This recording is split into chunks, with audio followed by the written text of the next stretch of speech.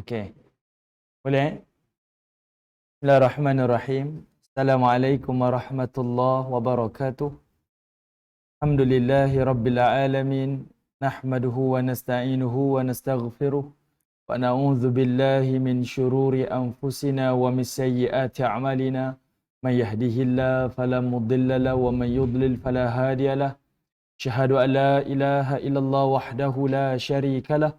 Wa asyhadu anna Muhammadan abduhu wa rasuluh. Allahumma himna rushdina wa'idna min syarri nafsina. Rabbi zidna ilman nafi'a warzuqna fahmah. Allahumma fahman nabiyyin wa hifzal mursalin wa ilhamal malaikatil mukarrabin birahmatika ya arhamar rahimin. Subhanaka la ilma lana illa ma 'allamtana innaka antal alimul hakim. Wala haula wala quwwata illa billahil aliyyil azim. Amma ba'. Alhamdulillah. Pertamanya kita syukur pada Allah Subhanahu wa taala di atas kesempatan yang Allah izinkan kepada kita pagi ini. Sekali lagi kita dapat bertemu dan berbicara berkaitan tentang ayat-ayat Allah Subhanahu wa taala. Mudah-mudahan dengan kita membaca ayat-ayat Allah, memahami ayat-ayat Allah, mudah-mudahan Allah memberikan hidayah dan petunjuk kepada kita, dan mudah-mudahan Allah juga memberikan taufik untuk kita beramal, dan semoga Allah Subhanahu wa taala meredai apa yang telah kita lakukan, dan mudah-mudahan Allah Subhanahu wa taala memberkati perjalanan kehidupan ini insya-Allah. Amin ya rabbal alamin. Dan insya-Allah hari ini kita akan sambung lagi, iaitu tafsir dan tadabbur kita pada surah Al-Kahf, surah yang ke-18, dan kita akan tengok pada ayat yang ke-15. Kita akan sambung, minta maaf. Kita akan sambung pada ayat yang ke-18. Okey, kita akan sambung pada ayat yang ke-18. Baik, insya-Allah hari ini kita akan bincang lagi sekali, dan kita akan selesaikan babak pertama di dalam surah Al-Kahf, iaitu berbicara tentang Ashabul Kahf. Satu kelompok pemuda-pemuda yang ditanyakan oleh orang-orang Quraisy kepada Nabi sallallahu alaihi wasallam, siapakah pemuda yang pernah hidup pada waktu silam. Secara umum tak diketahui dan tak diberitahu pemuda itu tentang siapa, orangnya daripada mana.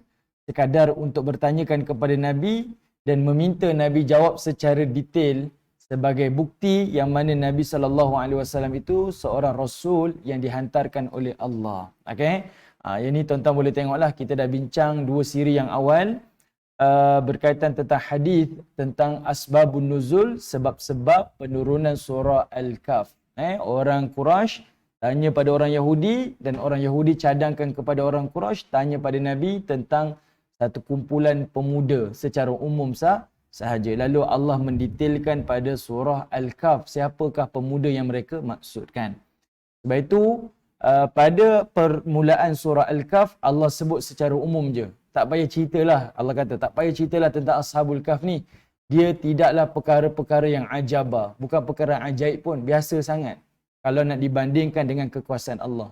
Tetapi bermula ayat 13 barulah Allah Ta'ala menerangkan kepada kita apa yang pentingnya tentang Ashabul Kahfi ni.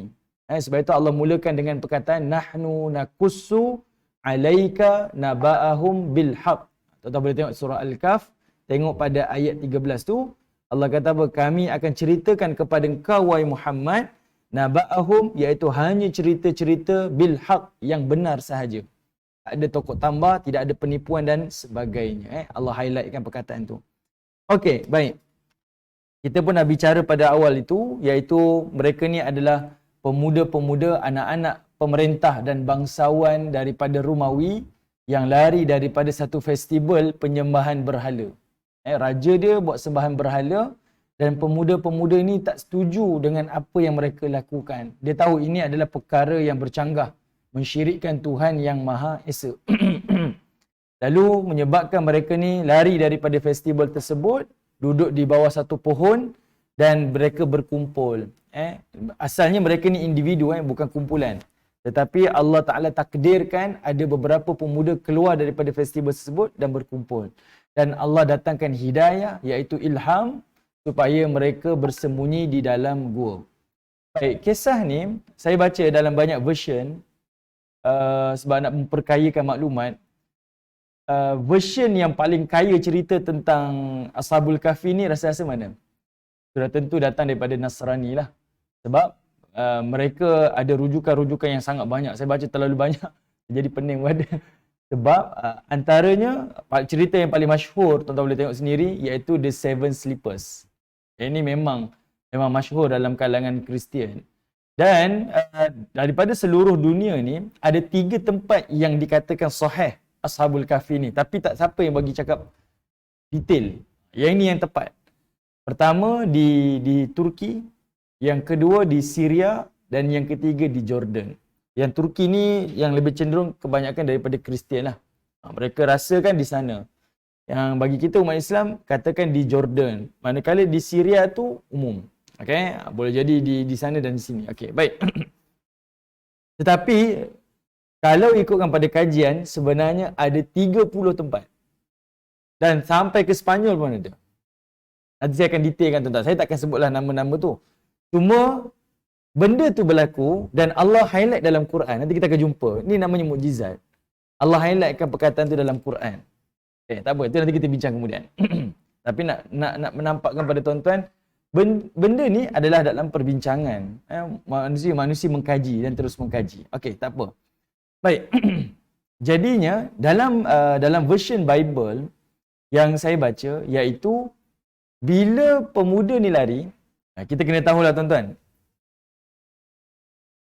Saya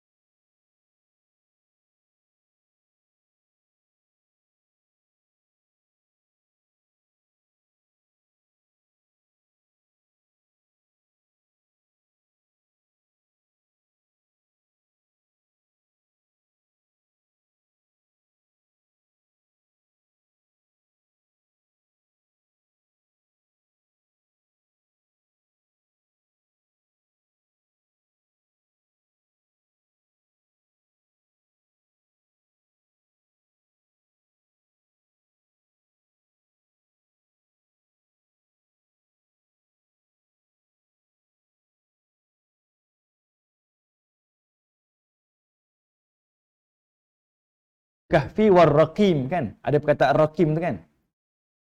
Saya baru saya nampak yang sebelum saya sebut, kalau dalam kitab tafsir dia kata apa? Nama yang dipahat di gua ataupun di atas tembok. Tapi Ar-Raqim ni dalam versi Bible, dia sebut Ar-Raqim ni adalah bila pemuda ni masuk dalam penjara, raja ni dia tak ambil keputusan untuk bunuh pemuda ni. Sebab apa? Mereka ni anak-anak raja, anak-anak bangsawan. Jadi dia buat satu keputusan adalah untuk membina tembok tutup pintu gua tu. Ini saya baca dalam Bible lah. Kalau dalam tafsir dia tak sebut macam ni Dan sebab itu kita kena berpegang. Saya sekadar nak membanyakkan maklumat. Kita tetap berpegang. Allah kata naba'ahum bil haq. Cerita daripada Quran ni cerita yang paling sahih. Kalau Allah tak cerita, tak ada masalah. Tak ada cerita tu, tak payahlah nak dicongkel-congkel lah. Sebab kita nak tahu benda yang paling autentik sekali kan. Cuma Allah membuka peluang kepada kita ni untuk terus mengkaji je. Jadinya dalam Bible kata, bila mereka ni masuk, raja ambil keputusan untuk tembokkan dia. Tujuan dia jangan keluar. Kenapa? Mereka tak tegamak nak bunuh anak sendiri. Sebab itu mereka tak ambil keputusan. Bila pemuda ni masuk ke dalam gua, mereka nak bunuh. Kan boleh. Raja tu hantar tentera-tentera dia pergilah bunuh pemuda-pemuda dalam gua ni. Tapi mereka tak putuskan untuk dibunuh. Sebab apa? Ini anak mereka dan anak bangsawan. Jadi dia ambil keputusan kita tembokkan. Ini bukan dalam tafsir, ini dalam Bible. Jadi bila mereka tembokkan, sebelum mereka tembokkan, ada kalangan daripada Romawi ni diberikan ilham, disebutkan dalam kitab mereka ni, iaitu supaya mencatat di atas tembaga. Ini namanya Ar-Raqim tu. Mereka pahat di atas tembaga tu, tulis nama pemuda-pemuda ni dan kemudian sebutkan alasan sebab kenapa mereka duduk dalam gua ni. Lalu diletakkan Raqim tu, benda yang dipahat, baru ditembokkan. Dan Allah highlightkan. Sebab itu Allah sebut perkataan Raqim tu pada permulaan tu. Hanya sekadar nak jawab. Kan saya pernah sebutkan sebelum ni kan. ayat daripada 9 ke 12 itu hanya ayat untuk menjawab je. Perasan saya ingat dulu saya sebut. Yang Allah kata am hasibata an ashabal kahfi war raqim kanu min ayatina ajaba, ayat 9 tu. Ayat tu sekadar Allah nak jawab saja. Allah nak jawab sebagai jawapan daripada Nabi kepada siapa nama? Kepada orang Quraisy. Hanya sekadar itu saja. Hanya sekadar itu saja. Tetapi bila ayat masuk kepada ayat 13 tu baru Allah nak detailkan. Yang mula tu sekadar jawapan. Sebab itu Allah highlightkan perkataan Ar-Raqim. Sebab cerita tu masyhur. Kisah Ashabul Kahfi dengan nama yang mereka pahat di atas tembaga. Barulah saya jumpa, kenapa Allah highlight perkataan Ar-Raqim tu. Sebab dalam version dalam kitab yang lain menyebutkan tentang perkara tu. Okey, jelas tuan-tuan Baik, tak apa. Tuan-tuan jangan pening-pening sebab ini berkaitan dengan sirah saja Baik, sekarang kita kembali pada track kita. Kita tengok pada ayat yang ke-18. Terus masuk pada ayat 18. Okey. Pada ayat sebelum ni Allah cerita tentang bagaimana Allah merawat Ashabul Kahfi. Dalam tempoh 300 tahun Allah rawat Ashabul Kahfi ni antaranya iaitu sebelum kita tengok ayat 17 dulu. Takut saya tercicir. Kita tengok pada ayat 17 Allah kata apa? Wa tarasyamta, iaitu Allah bercara tentang matahari yang terbit tazawaru an kahfihim dzatal yamin. Bila dia condong, dia punya bayang-bayang dia terbit sebelah kanan.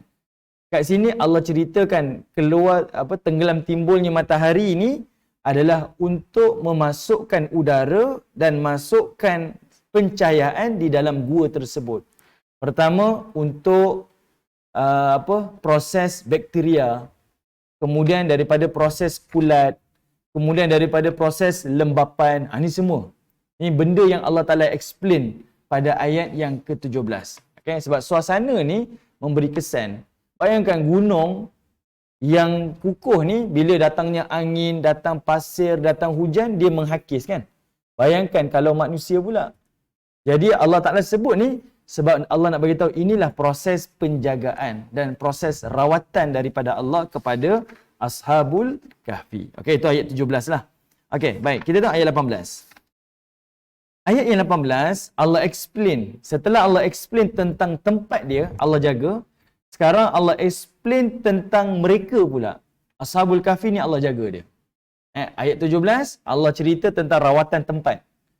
Ayat yang 18, Allah cerita tentang rawatan mereka-mereka ni. Kata Allah Ta'ala, وَتَحْسَبُهُمْ. Kalau kamu tengok mereka, kamu akan sangka. Tahsabuhum, hisab kamu menyangka. Aiqadhan. Allah menggunakan kalimah aiqaz. Aiqaz ni, yastaqidu ni maksudnya mereka ni bangun daripada tidur, wake up. Kalau kita belajar bahasa Arab ni, orang yang bangun daripada tidur disebut sebagai yastaiqazu ataupun yastaqidu. Kita bangun daripada tidur. Wahum rukud. Kata Allah Ta'ala, kalau kamu tengok dia, kamu sangka mereka ni sedar. Ataupun mereka ni dalam keadaan berjaga. Wahum, sedangkan mereka itu rukud. Rukud ni bukan naum. Naum tidur. Rukud ni tidur mati. Itu berkata rukud. Kamu tengok dia, kamu nampak dia jaga. Tapi bila kamu perhatikan betul-betul, sebenarnya dia ni dalam keadaan tidur mati. Baik. Berseronok perkataan ni sebab Allah menggunakan perkataan aiqaz. Para ulama tafsir hurai. Aiqaz ni, mereka ni bukan bangun dan mereka ni bukan sedar. Kata Profesor Hamka, dia kata apa? Kalau bangun, artinya mereka bangun tidur dalam keadaan berdiri. Kan kita bangun kan? Kalau sedar pula macam orang yang dalam keadaan kebingungan ataupun dia pitam kemudian bangun. Itu baru nama sedar. Tapi kalau jaga ni artinya mereka berbaring tapi mata terbuka. Itu kalimah aiqad. Boleh faham? Sebab itu para ulama tafsir, antaranya Al-Hafiz Ibnu Kathir, antaranya Ibnu Jarir At-Tabari, dia kata apa? Aiqad ni adalah merujuk pada Ashabul Kahfi ni tidur matanya celik.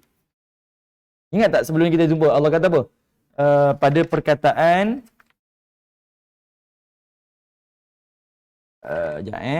tuan-tuan tengok pada ayat yang ke-11 dulu tu. Tu ayat 11. fadarabna ala adhanihim, yang mana kami telah memukul telinga-telinga mereka. Ayat 11 tu. Fadarabna ala adhanihim. Kami pukul telinga mereka. Saya sebutkan dulu kan. Pukul tu artinya ditutup telinganya. Tak terganggu. Sebab mata ni ada kelopak, kita boleh tutup. Telinga ni tak ada penutup. Okey? Tapi itulah kuasa Allah. Allah yang tutup telinga-telinga mereka. Okey? Mereka tak sedar, tak dengar bunyi apa-apa, tak dapat gangguan. Okey? Rupa-rupanya ayat 18 ni Allah nak bagi tahu antara kekuasaan Allah ni, iaitu Allah celitkan mata mereka ketika tidur. Jadi para ulama bincang, macam mana kalimah aiqaz ni? Adakah mereka berdiri? Jawapannya tidak. Kalau kita kata mereka bangun daripada tidur, artinya dia tak baring tapi duduk ataupun berdiri. Salahlah. Yang kedua, kalau kita kata mereka ni sedar, artinya mereka ni mungkin pengsan ataupun mabuk, baru bangun daripada kebingungan lah. Faham tak? Itu perkataan sedar. Tapi yang paling tepat adalah kalimah jaga. Baring tapi mata tercelik. Jadi para ulama tafsir sebut, macam mana mata tercelik ni, dia bukan celik sepanjang waktu. Okey? Tetapi celik ni adalah celik dalam beberapa waktu yang Allah tetapkan. Sebagai apa? Sebagai rawatan kepada mata. Ini disebutkan oleh Al-Hafiz Ibn Kathir dalam kitab Bidayah wan Nihayah. Kalau kita jaga, kita tak pejam mata, kita apa? Celik, pejam celik kan? Rosak mata kita, kering. Kita ada air mata kan. Tuan-tuan pernah kena penyakit sakit mata tak? Doktor akan bagi ubat pelembab mata tu. Kan, itu rawatan kan. Jadi kalau kita tak pejam dan celik, mata ni rosak, dia jadi kering. Jadinya macam tu juga dengan orang yang tidur terlalu lama. Dia pun akan pejam dan dia akan celik. Kita tidur 7 jam okey lagi. Kalau tidur 300 tahun, pejamnya, tak tenggelam mata, tak tahulah. Saya pun tak tahu. Saya tak belajar lapat tu. Tapi Allah nak bagi tahu matanya celik. Okey. Ada juga yang menafsirkan aiqaz dekat sini bukan celik mata, tetapi iaitu mereka ni bergerak-gerak. Allah gerakkan tubuh mereka. Sebab ayat lepas tu Allah cerita mereka ni dibolak-balik badan dia. Kalau sekali imbas tengok, macam mereka ni tak tidur. Okay? Macam mereka ni tak tidur. Tapi sedangkan mereka ni tidur rukud, tidur mati. Okay? Kalau ikutkan kalimah tu sama ada merujuk pada mata dia celik ataupun merujuk pada keadaan tubuh mereka lah. Baring tu macam orang tak tidur. Boleh faham tak? Boleh Okay. Baik. Kemudian Allah kata apa? Wa nuqallibuhum zatal yamin. Dan kata Allah Subhanahu wa taala, dan kami membolak-balikkan mereka ke sebelah kanan. Wa zatas shimal, dan kami membolak-balikkan mereka ke sebelah kiri. Maksudnya kejap pusing ke kanan, kejap pusing kiri. Dan para ulama tafsir cuba hurailah. Dia kata dalam setahun tu mungkin sekali. Dalam tempoh 6 bulan tu mungkin sekali. Itu pandangan mereka. Tapi macam mana Allah Ta'ala sendiri menyebutkan mereka ni berpusing-pusing ketika mereka tidur. Supaya apa? Allah kata apa? Tujuan dia supaya tubuh itu tidak rosak. Kan? Saya sebutkan sebelum ni. Kalau kita baring saja, ada orang lumpuh. Kalau duduk di hospital, dia akan bagi tilam air tu kan. Kalau kita tidur tilam biasa ni, kita punya belakang ni akan rosak. Dia akan hitam, membusuk. Betul kan? Ataupun kaki kita tak bergerak, dia akan, darah tu akan beku. Jadinya Allah lah yang menggerakkan dia supaya darahnya lancar, kulitnya tak rosak dan sebagainya. Dengan pencahayaan yang cukup, udara yang cukup, Allah pelihara. Allah rawat tempat mereka dan Allah rawat tubuh badan mereka. Sebab apa? Sebab mereka berada di jalan Allah. Ini benda yang paling utama sekali. Daripada kamu cerita tentang dia tidur bertahun-tahun ni, yang paling utama sekarang ni, mereka ni duduk di jalan Allah. Berjuang di jalan Allah. Menegakkan agama Allah. Mereka jaga Allah. Menjaga agama Allah. Allah menjaga dan memelihara mereka. Itu benda yang poin yang lebih utama. Okey, kemudian Allah kata apa? Wa kalbuhum basitun dhira'ihi bil wasid. Kata Allah Subhanahu wa taala, wa kalbuhum, dan anjing mereka itu basitun zira'i, iaitu dia menjulurkan tangannya. Macam anjing duduk. Pernah tengok kan anjing duduk kan, dia tangan dia macam ni. Kemudian dia jelikan lidah tu, itu tangannya tu. Okay? Dijulurkan tangannya. Macam anjing tu bukan baring macam ni tapi dalam keadaan duduk. Faham tak? Kan kita pernah tengok anjing kalau Dia bukan berdiri, tapi diturunkan dia punya lengan dia ni, siku dia ni dia akan letak dekat atas tanah tu. Dia duduk je macam ni, tunggu arahan ke ataupun tengah memerhatikan sesuatu. Okey, itu namanya basitun zira'i. Dan Allah menggunakan perkataan bil wasit. Bil wasit ni ramai yang terjemah sebagai di pintu gua, betul tak? Tuan-tuan punya terjemahan tadi apa? Bil wasit. Terjemahan yang tepat, al-wasit ni para ulama tafsir kata apa? Al-wasit di sini adalah merujuk kepada al-wasit dekat sini kata Abdullah bin Abbas, iaitu bererti al-fina, dia kata. Okey, al-wasit adalah al-fina, iaitu berada di halaman. Okey, apa yang tuan-tuan faham daripada ayat ni? Kenapa Allah cerita benda ni? Baik, selain tadi Allah cerita tentang rawatan kepada tubuh badan penghuni-penghuni gua ni, okay, supaya badannya tak rosak, kulitnya tak rosak, organ-organ tubuhnya tak rosak, Allah bercerita berkaitan tentang anjing yang mereka bawa sekali. Anjing ni adalah yang disebutkan sebagai, ada yang kata dia bukan anjing peliharaan tetapi adalah anjing buruan. Anjing buruan. Okey. Anjing ni Allah Ta'ala sebutkan dia duduk bil wasit. Kenapa Allah highlight tempat anjing ni duduk? Kalau tentang Ashabul Kahfi, Allah tak kata dia duduk dekat mana. Dia duduk depan ke, duduk belakang ke, duduk kiri kanan gua ke, Allah tak sebut.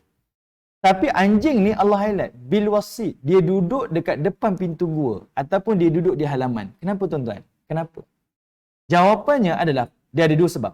Sebab pertama, Allah highlight perkataan anjing ni sebab Allah nak tunjukkan, okay, Allah nak tunjukkan yang mana anjing ni satu makhluk yang kita kata sebagai najis mughallazah lah.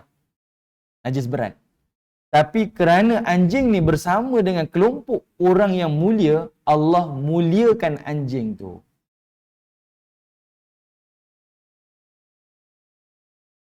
Okey, yang itu saya tak pastilah.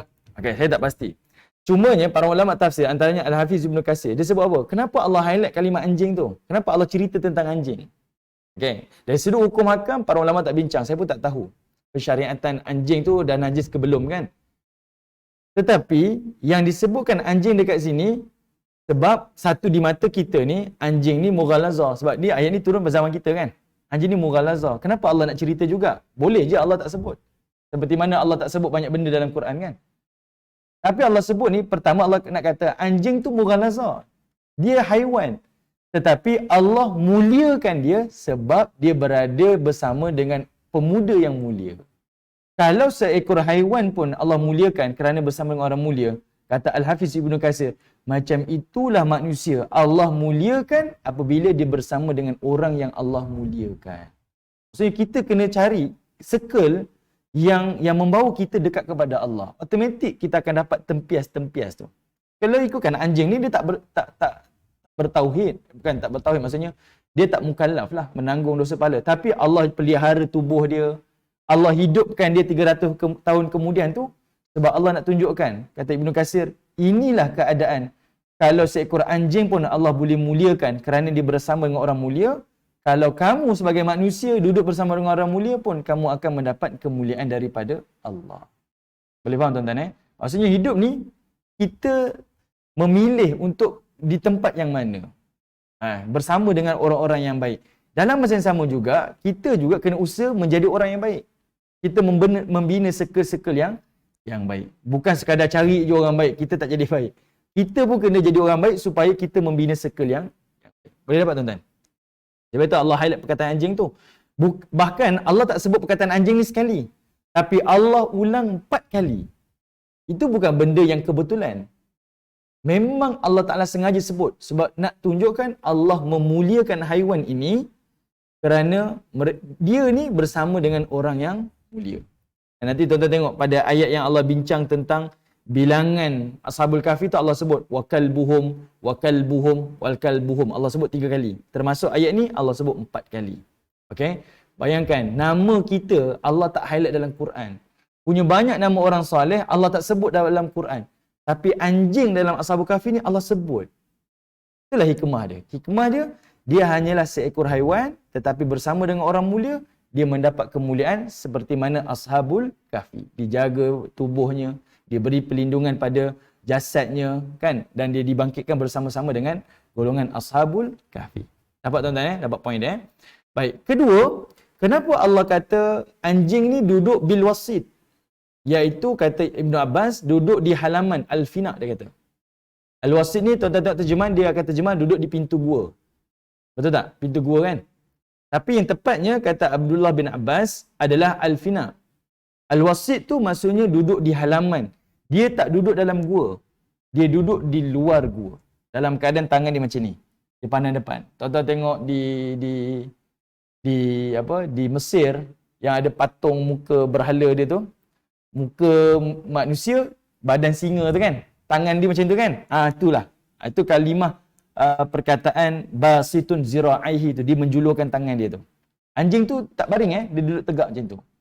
Dan dia duduk di luar pintu gua. Kata Ibnu Katsir, sebab malaikat tidak akan masuk, seperti mana hadis Nabi, tidak akan masuk ke rumah yang ada anjing dan juga yang ada patung berhala.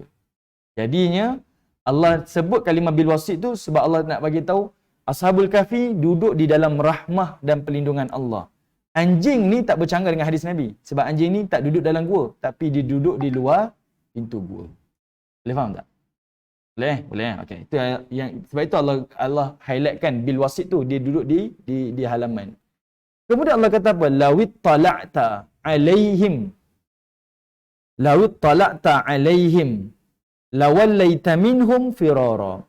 Sekiranya ittala'ta, kalau kamu melihat mereka. Kalimah talak tu kan dia datang daripada kalimah tala'a. Tala'a ni maksudnya terbit. Benda yang terbit. Matahari terbit kita kata tala'al syams kan. Matahari ni akan terbit. Terbit maksudnya apa? Talak ni secara literal dia adalah bererti kita melihat sesuatu setelah kita memanjat. Sebab itu balai cerapan dipanggil matlak. Kan kita nak tengok anak bulan lah, nak cerap anak bulan ke apa, kita ada tempat-tempat matlak tu, tempat cerapan bulan kan, dia panggil matlak. Artinya kita kena duduk di tempat yang tinggi baru kita nampak yang kita nak tengok tu. Jadi Allah menggunakan kalimah talak ni menunjukkan tempat yang Ashabul Kahfi duduk ni, dia adalah tempat yang tersorok. Okay? Seolah-olahnya macam kena memanjat satu bukit, menurunnya balik barulah nampak gua tu. Maksudnya benda tempat ni bukan mudah dijumpai lah. Wallahualam, saya tak pasti Tapi ini disebutkan oleh tafsir-tafsir yang moden. Okay? Kenapa Allah meng-highlightkan perkataan lawit tala'ta. Okay? Mereka melihat. Kalau kamu melihat mereka, maksudnya kamu dah memanjat satu bukit, kamu turun bukit, baru kamu nampak gua Ashabul Kahfi tu.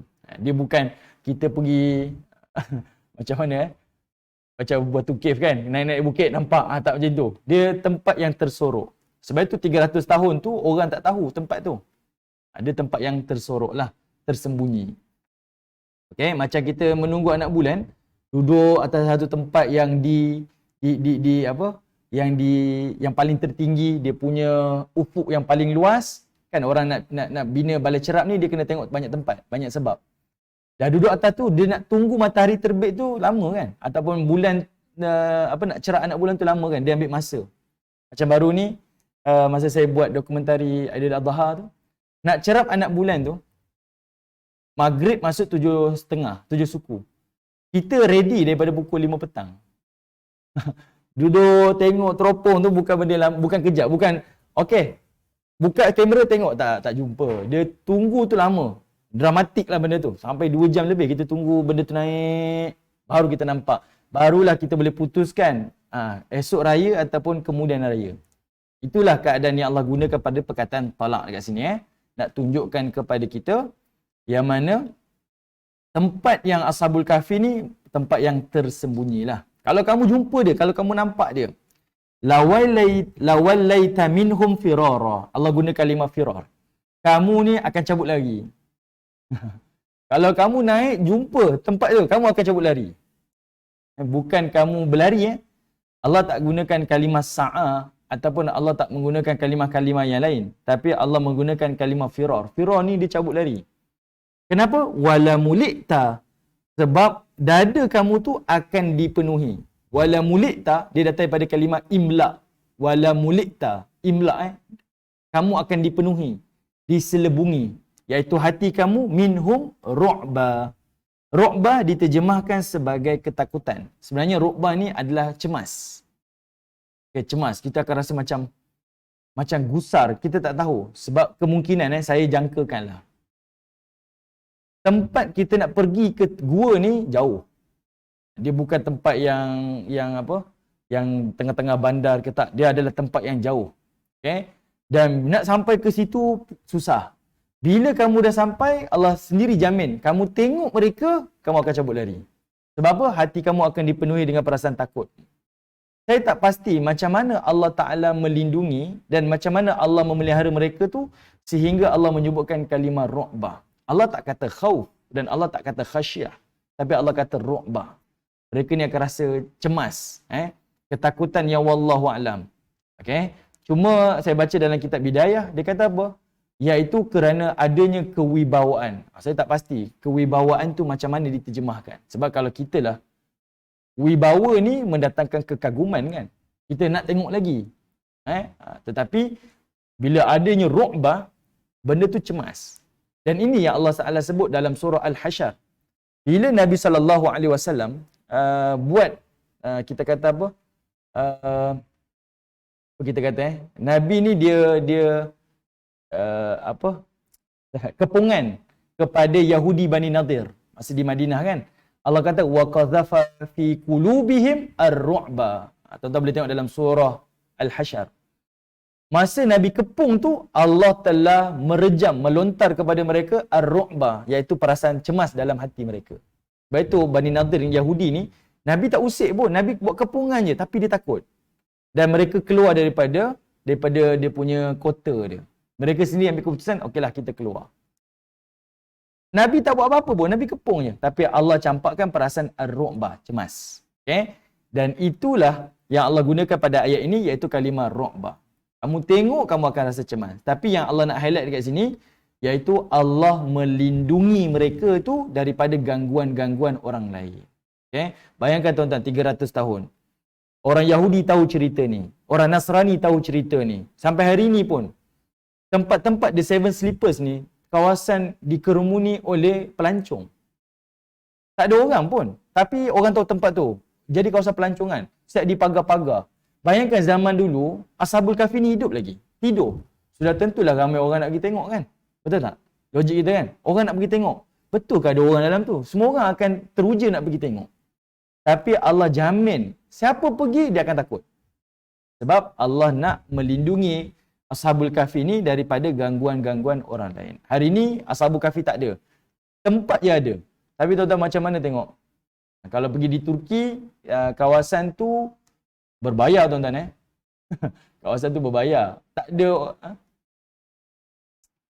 saya apa nama tempat dia? Sekejap, saya check. Sekejap saya di Turki tuan-tuan boleh type sekejap.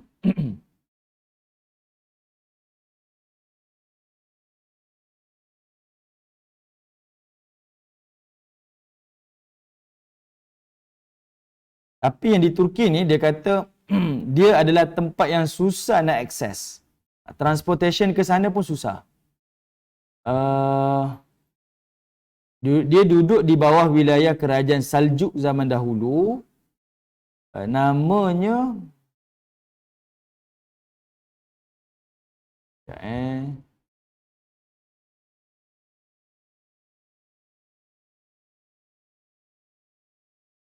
sekejap.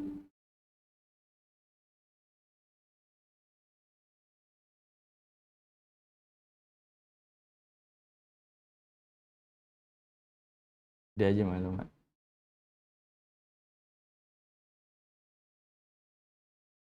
Okey, tak apa.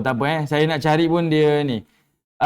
Nanti tuan-tuan boleh search sendirilah Seven Sleepers in Turkey. Dia akan bawa lah tuan-tuan ke lokasi itulah. Okey, kawasan tu dalam wilayah lah dia dalam wilayah kerajaan Saljuk dulu.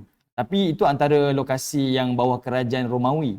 Sebab itu dia antara yang kuat juga. Ni bagi penganut-penganut Kristian, dia akan ke sana lah. Bagi orang Islam, kebanyakan akan pergi ke kawasan daerah Jordan ni. Itu antara tempat dia lah. Tuan boleh tengok. Kawasan tu dia susah nak akses. Dia transportation susah dan sebagainya lah. Wallahualam. Okey, baik. Tuan-tuan yang dirahmati Allah. Kemudian, tuan-tuan tengok pada ayat yang ke-19. Yang ini Allah Ta'ala potong cerita tu. Mereka pun dibangkitkan. Wa kadzalika, dan demikianlah. Maksudnya dah tukar cerita lain dah. Kalau dalam bahasa Melayu ni dia ada penanda wacana menunjukkan habis dah zaman tu, habis satu fasa, masuk fasa baru. Ba'athnahum, maka kami telah bangkitkan mereka. Cukup 300 tahun tu Allah bangunkan Ashabul Kahfi ni. Liyatasaalu bainahum, dan mereka pun bertanya-tanya di antara mereka. Apa dia? Qala qailun, berkatalah salah seorang minhum daripada mereka. Salah seorang dia bercakap, kam labithtum, berapa lama kita dah tidur ni? Allah menggunakan kalimah labith. Labith ni iaitu menetap di tempat yang lama. Berapa lama kita tidur kat sini? Berapa lama kita duduk kat sini? Kam labithtum. Qalu, berkatalah yang lain-lain tu, dia kata apa? Labithna, kita tinggal dekat sini yauman, 24 jam. Au ba'da yaum, ataupun 12 jam. Tuan-tuan bayangkan kita tidur standard 7 jam. Kalau tidur 12 jam, macam mana bangun? Kita rasa macam terpinga-pinga kan? Rasa tidur maghrib, bangkit ni macam maghrib dah. Kita tidur tak ada. Dia macam tu. Boleh faham tuan-tuan kan? Kita kalau tidur sampai 12 jam, kita akan jadi bingung. Kita rasa, kita akan terfikir. Dia tak jadi bangun segar tapi dia bangun macam terbingung. Ataupun tidur 24 jam tuan-tuan. Lagilah. Jadi perkataan ni Allah highlight. Dia tidur sama ada sehari 24 jam ataupun tidur setengah hari. Sebab tidur tu lama. Dia boleh rasa lama. Kalau kita tidur 7 jam, kita akan rasa tidur tu macam bangun, aduh tak cukup tidur lah. Itu perasaan kita. Tapi kalau 12 jam ke atas, kita akan tidur, kita akan rasa, lama tidur hari ni. Kita akan rasa macam tu. Dan itu perasaan mereka. Qalu rabbukum, dan kata salah seorang daripada mereka ni, rabbukum a'lamu bima labithtum. Iaitu dia kata apa? Tuhan kita ni lebih tahu berapa lama yang kita tidur. Kenapa tuan-tuan? Kenapa? Dialog antara ni nak tunjukkan kepada kita, mereka sendiri rasa tidur mereka lama. Tapi lama yang mereka sangka tu sama ada 24 jam ataupun 12 jam. Kenapa? Di sini menjadi hujah, mereka bangkit dengan tubuh badan yang sedia kala. Maksudnya kulit dia tak rosak, tak tua. Janggutnya tak putih, rambutnya tak panjang. Kalau kita satu bulan tak cukur rambut, tak gunting rambut, tuan-tuan boleh tengok rambut orang macam mana. Tu musim PKP dulu kan. Saya tengok ustaz-ustaz semua rambut panjang. Saya tanya kenapa rambut panjang?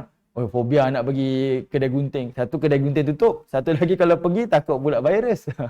Dia kata hari ni rambut semua panjang-panjang. Kalau ustaz apa nama tu? Ustaz Fauzan lah, kalau dia tengok ni, dia tahu lah rambut dia panjang, saya tengok itu. Dia ikat, lepas tu dia pergi umrah baru dia cukur rambut dia. Rambut dia sampai ke bahu. Saya tu, oh dahsyat, semua jadi orang muda balik ni, zaman-zaman muda dulu. Panjang. Bayangkan, ni sebulan, 2 bulan. Ini Ashabul Kahfi 300 tahun. Kalau dia bangun dengan rambut panjang, tak payah tanyalah 1 hari ke setengah hari. Sudah tentu dia tengok pun pelik. Kita ni beratus tahun kot tak bangun ni. Kan? Tapi sebabkan Allah jaga tubuh mereka, mereka bangun dalam sedia kala. Sehatnya, tak tuanya, tak panjang rambut dan sebagainya. Sampai mereka sangka mereka tu hanya sehari ataupun setengah hari. Sekejap, saya tunjuk perkataan ayat yang ke-19. Okey, qalu dekat sini adalah merujuk kepada ni, ramai-ramai ni. Jamak jamak antara mereka ni majoriti. Tadi yang berdalilkan salah seorang. Qalu ni jamak 3 daripada ramai lah. Plural lah kan. Jadi antara yang lain dia kata apa? Tuhan lebih tahulah. Maksudnya jangan cakap lah, jangan bincang. Allah lebih tahu berapa lama kita tidur. Sebab yang ramai-ramai ni berkata pada yang orang duk bincang-bincang ni. Kan contohlah. Saya tak nak sebut angka yang tepat. Sebab nanti kita akan jumpa Allah bincang tentang angka tu. Mereka ni ada 7 orang. Mereka ni ada 7 orang sebenarnya. 7 orang. 2 yang berdialog, ada baki 5 orang. Okey. Jadi yang 5 orang ni dengar kawan ni duk bercakap antara dia ni, lalu dia kata apa? Tuhan kamu lebih tahulah berapa lama. Jangan cerita benda tu. Tak payah cerita, tak payah duk bahas. Among us tu lah. Okey, sekarang ni, apa yang menyebabkan, ni para ulama bincang, kenapa yang ramai-ramai dia kata apa? Tak payah bincang. Tuhan lebih tahu. Yang lebih utama sekarang, ada benda yang lebih utama. Iaitu, tuan-tuan tengok bila mereka kata apa? Rabbukum a'lamu bima labithtum. Ramai-ramai ni kata apa? Kamu dua-dua ni tak payah bincang-bincang lah. Tuhan lebih tahu. Kan ada orang macam tu kan tuan-tuan, dia ambil jalan tengah, tak payah gaduh, okey, Tuhan lebih tahu. Lalu dia kata apa? Fab'athu ahadakum biwarikikum hadhihi ilal Madinah. Salah seorang mereka tu diperintah, dia kata apa? Kamu boleh tolong pergi bandar tak? Pergi bawa dengan biwarikikum. Warik ni adalah fiddah. Warik ni duit dirham yang dicetak. Kalau fiddah perak je, besi perak, logam Tapi kalau biwarik ni maksudnya duit dirham yang ada tulis, ada cetakan, maksudnya duit lah, duit. Itu panggil warik. Dia kata apa? Ambil duit dirham ni pergi beli barang. Kat sini Allah nak tunjukkan, ramai-ramai ni kata apa? Kita lapar lah, lapar. Kita ni lapar, pergi cari makan. Daripada kamu bincang berapa lama tidur ni, kamu pergi cari makan. Di situlah sebenarnya nak tunjukkan kepada kita, mereka tidur lama. Sebab sehari kalau bangun tidur tak makan, jangan kata kita lah, anak-anak kita yang kecil-kecil ni kan, tengok dia orang tidur setengah hari, bangun tu, lapar lah mama, nak makan tu lah, nak makan ni lah. Bayangkan 300 tahun. Jadi kelaparan tu sangat-sangat lapar. Dia kata tolong pergi ambil duit ni, pergi beli makanan dekat bandar. Tolong. Baik. Dekat situlah yang menunjukkan, yang majoriti ni mula rasa, dari sudut tubuh dia, fizikal dia tak berubah. Tapi yang mereka rasa macam pelik tu, iaitu kelaparan tu. Sebab mereka keluar daripada festival tadi kan. Sekarang ni diorang tidur dah bangun semula. Dia macam lapar sangat. Yang itu yang mereka ragu-ragu dan dia kata tak apa. Biarlah Allah Ta'ala yang maha mengetahui. Okey, sekarang kita nak highlight. Kita nak tengok cerita yang ni pula. Kata Allah Ta'ala, fab'athu. Maka diutuskanlah ahadakum, salah seorang daripada mereka, biwarikikum, dengan duit dirham itu, hadhihi ilal Madinah, pergilah ke bandar. Falyanzur ayyuha azka ta'ama, dan mereka hendaklah falyanzur, tengok, pergi cari makanan-makanan yang azka, yang suci. Allah menggunakan perkataan falyanzur. Allah tak gunakan perkataan fatara kan, maksudnya kamu pergi tengoklah, tak. Allah kata falyanzur. Yanzur ni dulu kita dah bincang, nazara ni tengok dengan mata, berfikir dengan akal. Maksudnya apa? Mereka ni diperintah pergi cari makanan azka, makanan yang suci. Suci dekat sini satu yang baik, berkualiti, satu lagi cari makanan yang halal. Sebab mereka ni orang beriman, dia duduk di zaman yang musyrik. Jadi dia dipesan tu, benda tu penting. Azka ta'aman falyanzur, kamu pergi cari. Pergi kat bandar, tengok makanan tu mana yang azka ta'aman. Kita mungkin tak rasa, tapi kalau kita pergi overseas macam mana kita pesan pada anak kita? Kamu pergi beli ni, jangan lupa tengok label Kita pesan, sebab benda tu kita rasa kita terasing. Kalau kita duduk kat USJ ni, tolong pergi kedai tu tak payah pesan pun kan. Sebab kita dah yakin. Tapi sebab mereka rasa terasing tu. Dia kata, pergi falyanzur. Cari dan kamu tengok betul-betul. Fikir. Makanan tu bersih, suci ke tidak. Okay, itu perkataan azka. Azka ta'aman. Baik. Daripada kalimah azka ni lah akhirnya, para ulama kata apa? Inilah datangnya perkataan zakat. Sebab sifat zakat ni, kita bayar adalah untuk menyucikan harta kita. Pendapatan kita. Okay. Lalu dia kata apa? Falyatikum birizqin minhu. Dan kamu cari dan jumpa dan bawa falyatikum. Maka kamu bawa ke mereka ni rezeki daripadanya. Ambil, beli dan bawa ke sini. Wal yatalattaf. Inilah perkataan yang duduk di tengah-tengah Al-Quran. Okay? Wal yatalattaf ni adalah perkataan yang berada di tengah-tengah Al-Quran. Kalau kita bandingkan daripada awal kalimah sampailah penghujung kalimah surah dalam Quran ni, tengah-tengah kalimahnya adalah perkataan wal yatalattaf. Tengah-tengah kan, dan ditanda dengan merah. Adalah saya dengar dia kata apa? Kenapa jadi warna merah? Sebab masa Osman bin Affan ni dibunuh, disyahidkan, adalah darahnya tu menitis pada perkataan tu. Tak betul tuan-tuan, tak betul. Okey? Itu tak betul. Sebenarnya wal yatalattaf tu ditanda kerana dia berada di tengah-tengah kalimah di dalam Al-Quran. Kalimah yatalattaf ni datang daripada kalimah latif, halus, lembut. Ada terjemahan dia kata apa? Hendaklah kamu berlemah lembut. Apa yang terjemahan lemah lembut? Puan Syimahnya terjemahan apa? Berlemah lembut. Ha. Puannya ni terjemahan lemah lembut. Ya. Ya. Ha. Macam mana tuan-tuan nak explain? Beli makanan lemah lembut ke? Latif kan, lembut. Macam mana kawan tu pesan? Kamu beli makanan lemah lembut ya? Nanti balik pun lemah lembut ya? Salah taksiran tu. Okey. Maksudnya bermuamalah dengan lemah lembut lah. Sebenarnya salah. Terjemahan ni salah. Bukan terjemahan salah, dia kurang tepat. Memang saya tak nafikan latif tu lemah lembut. Terjemahan yang paling tepat dekat sini adalah berhati-hati. Sebab perkataan latif tu adalah bermaksud halus. Okey? Kamu waspada. Berhati-hati.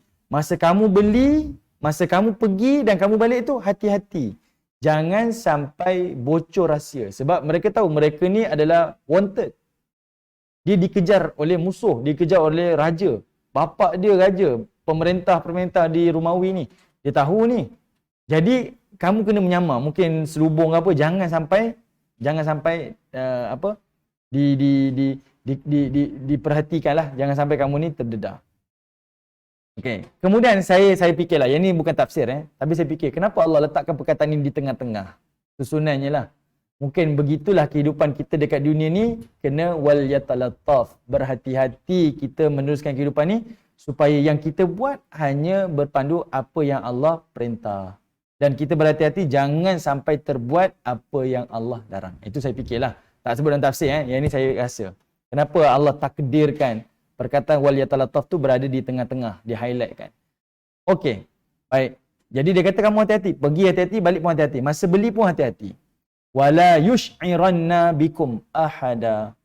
Dan tolong jangan yush'iranna, iaitu jangan timbulkan kecurigaan. Yush'iranna, jangan buat sesuatu yang orang rasa curiga dengan kehadiran kita. Okay, ini pesanan. Pesanan penaja ni. Kawan dia hantar. Keluarlah seorang ni pergi membeli.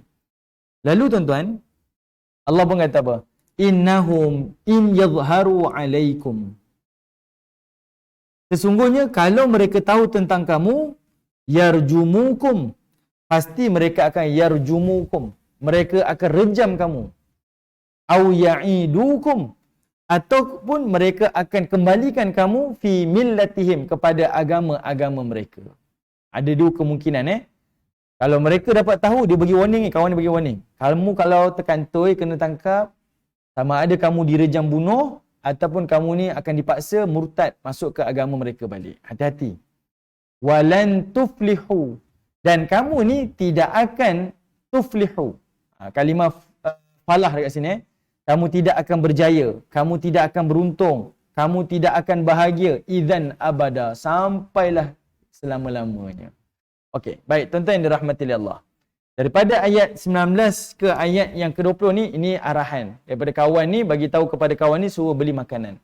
Perhatikan kalimah tuflihu. Perkataan ni baik sangat untuk kita baca.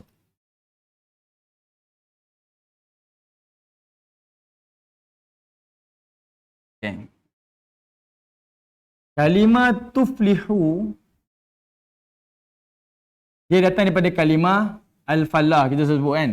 Al-falah ni maksudnya berjaya. Okay. Dalam Quran, Allah menggunakan perkataan al-falah ni, dia ada dalam 3 bentuk. Sama ada fi'lul madhi, fi'lul al-mudhari' ataupun dalam isim fa'il. Jumlah ismiyah lah Okay. Baik. Allah mengulangi sampai 40 kali. Cumanya, bila Allah Ta'ala sebutkan perkataan berjaya, Allah menggunakan kalimah al-falah. Saya nak highlight ni je tuan-tuan. Al-falah ni maksudnya berjaya. Dia sama dengan perkataan al-falah. Ada sabdu. Apa beza dia? Betul. Satu berjaya, satu lagi farmer. Petani. Kalau yang ada sabdu ni maksudnya petani. Al-falah. Kenapa Allah Ta'ala menggunakan perkataan berjaya ni hampir dengan perkataan al-falah? Okey. Dekat sini para ulama menyebutkan antara sebab Allah Subhanahu Wa Ta'ala menyebutkan perkataan kejayaan ni berkongsi perkataan dengan petani ni sebab sifat petani tu. Okey. Sebab sifat petani. Petani ni dia perlu apa kita kata? Dia perlu ada biji benihnya. Kemudian perlu ditanam. Perlu dicangkul. Kemudian ditanam, disiram, dibaja, barulah tumbuh pokoknya. Maksudnya dalam kita beramal nak berjaya ni dia bukan angan-angan. Okey, saya boleh masuk syurga ni. Saya boleh masuk syurga ni. Tak boleh. Dia perlu bermula daripada awal. Sebab apa? Kejayaan itu adalah proses. Proses. Macam mana kamu nak, kalau petani, macam mana kamu nak ada biji benih? Kamu kena ada benda, ada sesuatu yang membuatkan kamu dapat beli biji benih. Kena ada. Dalam beramal, kamu kena ada sesuatu. Apa dia? Ilmu. Itu benda-benda asas. Kena ada ilmu. Okay? Daripada ilmu tu, kamu kena laksanakan ilmu tu. Kalau petani ada biji benih, letak pun tak guna juga. Ada ilmu, ada biji benih, dia kena cangkul, kena tanam, kena siram, kena baja. Macam itulah dengan beramal ni. Ada ilmu tu benda asas. Tapi dengan ilmu, tak guna ada ilmu. Tapi kena beramal, kena lakukan, kena itu, kena ini. Dan kamu tuai hasilnya selepas itu. Masa kamu buat tu, kamu tak nampak hasil lagi. Tapi kamu buat tu dengan harapan ada hasil. Betul tak? Orang yang bercucuk tanam ni, mana ada dia main okeylah, kita tanam je, tak ada hasil. Mana ada? Dia buat dalam keadaan dia mengharapkan adanya hasil. Macam itulah dengan orang-orang yang Allah berikan kejayaan di hari akhirat. Di dunia, kita cari ilmu dan kita beramal dengan harapan kita nak tuai hasil di hari akhirat. Sebab itu Allah berkongsi perkataan al-falah, kejayaan di hari akhirat tu, ataupun hayya 'alal falah dalam azan kita tu, adalah seperti mana farmer yang ada hari ini, macam itulah keadaannya. Kejayaan itu adalah proses. Proses. Jadi perkataan ni Allah Ta'ala sengaja gunakan walan tuflihu idzan abada. Dan kamu ni kalau ditangkap habislah. Kamu tak akan berjaya sampai bila-bila. Habislah. Hancurlah kamu dia akan dibunuh ataupun kembali murtad kepada agama pemimpin-pemimpin kita dah. Okey. Baik, tengok ayat 21 pula. Pada ayat yang ke-21 Allah Subhanahu Wa Ta'ala menggunakan perkataan wa kadzalika, dan begitulah. Lagi sekali Allah gunakan perkataan ni. Maksudnya tukar cerita lain dah. Tukar cerita lain. A'tharna 'alaihim. Okey? Kami telah temukan kepada mereka. Maksudnya apa? Akhirnya identiti Ashabul Kahfi ni, salah seorang daripada mereka ni terdedah, terbocor dah. Okey. Macam mana mereka boleh tahu? Okey, macam mana mereka boleh tahu? Iaitu melalui pakaian. Pakaian tu benda yang paling obvious. Okay? Orang nampak macam pelik. Kita tengoklah. Ini orang sibuk. Cerita zaman pendekar. Apa nama tu? Saya pun tak tengok cerita tu. Cerita apa Mak Kilau kan. Saya pun tak tengok. Okay. Cerita pasal Mak Kilau kan. Bayangkan kalau kita hidup zaman Mak Kilau, dengan pakai samping pendeknya, pakai baju Melayu kan, pakai tengkolok. Datang ke sini, masuk ke sini summit. Orang tahu dah, ni bukan orang zaman kita ni kan, ni orang lain ni. Automatik. Itu baru puluhan tahun. Bayangkan ini 300 tahun. Obvious pakaian tu memang ketara. Memang mudah kantoi. Dia tak ingat sebab dia rasa dia duduk di zaman dia. Jadi benda tu yang paling ketara. Dan satu lagi iaitu dari sudut mata wang tadi tu. Mata wang tu yang akan membuatkan mereka ni terdedah identiti mereka. Baik. Kemudian Allah kata apa? Liya'lamu anna wa'dallahi haqq. Kata Allah Subhanahu Wa Ta'ala, supaya tahulah mereka akan janji Allah itu adalah benar. Wa anna sa'ata la raiba fiha, dan sesungguhnya hari kiamat itu tidak ada keraguan padanya. Id yatanaza'una bainahum amrahum. Dan ingatlah tak kala mereka berbantah-bantah di antara mereka tentang satu perkara, faqalu bnu alaihim bunyana. Kata mereka iaitu binalah satu bangunan di atasnya. Okey, baik. Tuan-tuan yang dirahmati Allah. Ayat ni cerita Ashabul Kahfi tiba-tiba cerita tentang hari kiamat. Di sebalik cerita ni ada satu riwayat dibawakan oleh penulis tafsir, riwayat daripada Ikrimah. Dan riwayat ni saya tak pasti sahih ataupun tidak, tapi diceritakan banyak di dalam kitab tafsir yang saya baca. Ibnu Jarir sebut, Al-Hafiz Ibnu Kathir sebut, Dr. Wahbah sebut, iaitu Ikrimah membawa satu riwayat, kebetulan masa pemuda ni keluar, zaman yang dia datang ni adalah zaman yang masyarakatnya dah Muslim, beriman dah. Cumanya mereka masih lagi berbahas, kiamat ni ada ke tidak? Kiamat ni wujud ke tidak? Kiamat ni wujud ke tidak? Yang ni disebutkan oleh Ibnu Katsir daripada riwayat Ikrimah. Mereka duk berkata-kata, kiamat ni wujud ke tidak? Wujud ke tidak? Sehinggalah Allah takdirkan Ashabul Kahfi ni keluar dan jumpa dengan orang-orang yang berniaga ni. Okay? Di situlah Allah nak tunjukkan macam mana manusia tak boleh fikir, manusia dah mati jadi tulang belulang, akhirnya boleh hidup semula. Sama ada hidup dengan roh ataupun hidup dengan jasad, maka Allah datangkan bukti depan mata dia. Macam mana Ashabul Kahfi ni 300 tahun ditidurkan, sekarang dia datang, dia berjual beli tu dengan jasad dia, bukan dengan roh, dengan jasad. Benda tu tak boleh diterima oleh akal. Tapi inilah namanya kekuasaan Allah. Kan, nanti ending tu kita nampak. Tapi yang ini tak disebut dalam riwayat, tak disebut dalam tafsir. Tak disebut dalam ayat-ayat Quran. Cuma inilah yang dibincang oleh para ulama. Kenapa mereka ni duk bahas kiamat ni wujud ke tidak, wujud ke tidak? Sebab mereka dah beriman kepada Allah, sebahagian mereka musyrik dan sebahagian mereka adalah mukmin. Okey. Jadinya di antara mereka bertanya-tanya, lalu Allah takdirkanlah orang ni datang jual beli. Dia pun keluar duit dia. Orang-orang yang berniaga ni terkejut. Dia kata apa? Kamu ni orang yang jumpa harta karun ni, dia kata. Kamu ni orang yang jumpa harta karun. Sebab apa? Duit ni adalah duit yang tak pernah ada. Bayangkan tuan-tuan, 300 tahun.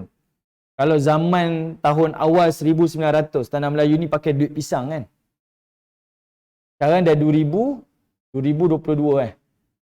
Kita kalau nak patah balik 300 tahun yang lalu, maksudnya kita duduk tahun 1800 ataupun 1700. Kita pun tak tahu mata wang apa yang digunakan dekat tanah air, tanah Melayu ni. Kita tak tahu. Bayangkan, ada orang datang bayar pakai duit tu. Tu yang orang ni kata apa? Kamu ni jumpa harta karun ni. Tangkap dia ni, tangkap. Tangkap dia ni. Sebab dia jumpa harta karun, kita kena ikut dia ni. Sampai tahap tu tuan-tuan. Ini sebut dalam kitab Ikrimah ni. Lalu, riwayatnya kata apa? Bila ditangkap orang ni, dibicarakan bawa ke raja dia. Raja ni pun tanya. Tanya. Dia kata, saya bukan bawa harta karun, ni duit saya ni. Bila dia explain ni, lalu pemuda ni bawa raja ni dan orang-orang di kota ni pergi ke gua mereka. Dan inilah yang disebutkan oleh Ikrimah, raja ni berjumpa dengan 7 orang pemuda ni. Ini riwayat, tapi riwayat ni tak dipastikan sahih ataupun tidak. Cuma riwayat ini dibawakan oleh Ikrimah sahaja. Dan ini banyak yang dibicarakan oleh para ulama kita lah. Okay, para ulama tafsir banyak bawa riwayat ini sebab ayat ni tiba-tiba cerita Ashabul Kahfi tiba-tiba bercerita tentang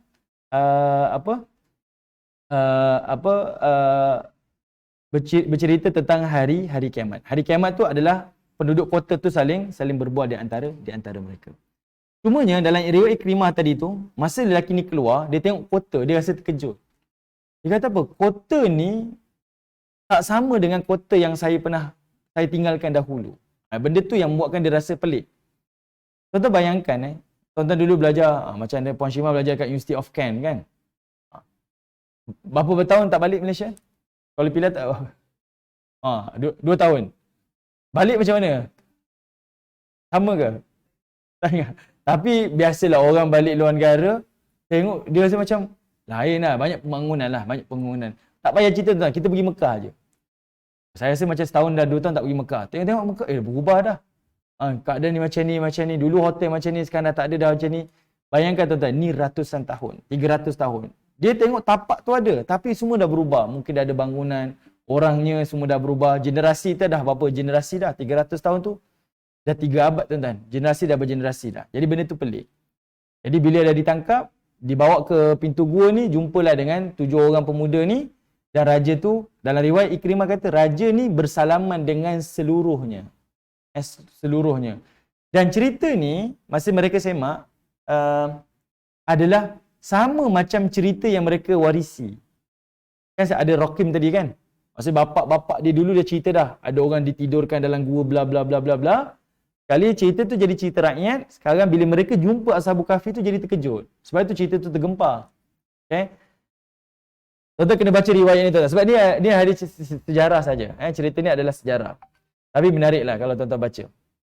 Okay, yang ini tak sebut dalam tafsir. Dia hanya cerita saja. Jadi bila dibawa, raja ni jumpa, raja ni pun bersalaman dengan semuanya. Dan raja ni minta mereka keluar.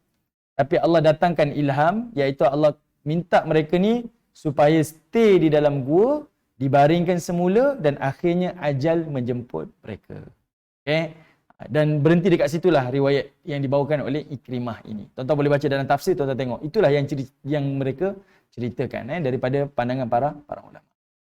Okey, baik tuan-tuan yang dirahmati oleh Allah Subhanahu Wa Taala.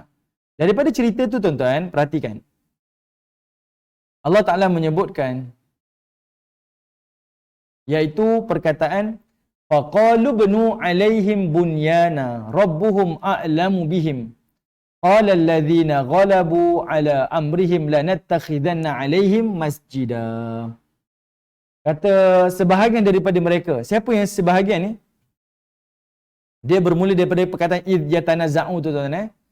Apabila di antara mereka ni bertengkar, yatanazza'una bainahum, bertengkar di antara mereka tentang satu urusan. Urusan apa?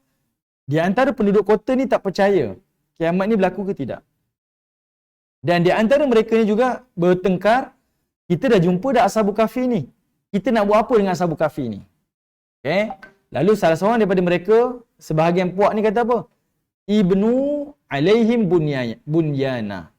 Kita bangunkan bangunan. Okay. Dia kata kita bangunkan satu bangunan lah, kita dirikan bangunan. Rabbuhum a'lamu bihim. Dia kata Tuhan lebih tahu tentang mereka. Kenapa kena bina bangunan? Perkataan bunyana, bangunan dekat sini merujuk kepada apa? Kita buat satu tempat. Bukan bangunan buat bangunan Maksudnya kita tandakan ini kawasan Ashabul Kahfi.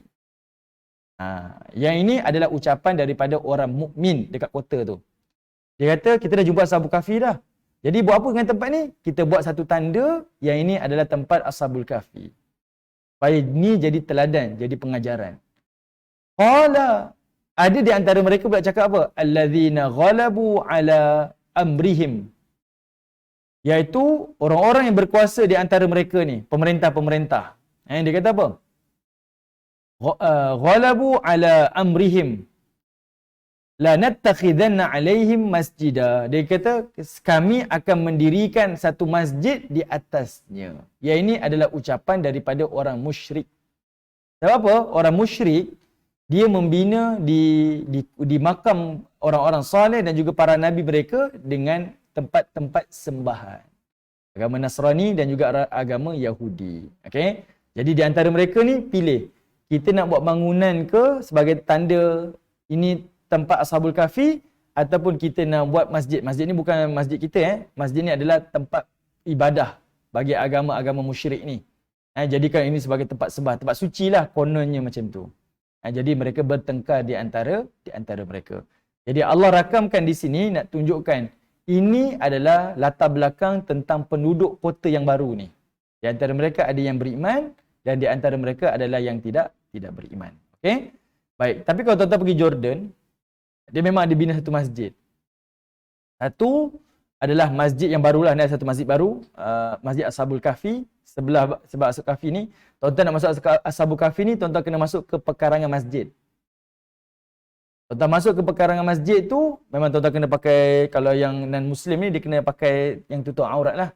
Barulah dia boleh pergi ke pintu gua tu. Sampailah ke depan tu, ditulis The Seven Sleepers tu. Kalau di Turki tak ada. Dia kawasan bukit-bukit, tapi cantik kawasan dia. Memang kawasan bukit tu, tiba-tiba di tengah bukit tu, ada lubang-lubang gua. Yang Turki ni saya tak pernah sampai, tapi saya tengok yang ada ekspedisi Mat Saleh ni, ada tunjuklah gambar tu, dia pergi. Saya tengok, oh cantik kawasan dia, memang cantik. Dan boleh jadi kawasan tu di sana, boleh jadilah, saya tak tahulah, tak pasti dia kena kajian mendalam lah. Tapi nak bagi tahunya tuan-tuan, masjid yang dibina tu ramai orang kata apa? Masjid ni dibina sebab perkataan la nattakhizanna alaihim masjidah ni, dia kata sebab dibina masjid ni perintah. Sebab tu kita kena bina masjid atas Ashabul Kahfi. Jawapannya salah tuan-tuan. Yang ini adalah dialog daripada penduduk kota. Yang mana penduduk kota tu, yang musyrik kata kita kena buat tempat ibadah kat sini sebab ni tempat suci ni. Yang lain kata tak, kita hanya perlu buat tanda saja, ini sebagai tapak sejarah, tanda kekuasaan Allah Ta'ala. Boleh faham tuan-tuan Okey. Baik, kemudian tuan-tuan, pada ayat yang ke-22, Allah pun berbicara. Kata Allah Ta'ala, sayaqulun, dan kemudian mereka pun berkata. Okey. Sayaqulun, mereka akan berkata. Siapa mereka akan berkata ni tuan-tuan? Yang ini generasi-generasi selepas Ashabul Kahfi. Dia kata apa? Thalathatur rabi'ahum kalbuhum. Iaitu mereka tu 3 orang. Dan yang keempat itu adalah anjing mereka.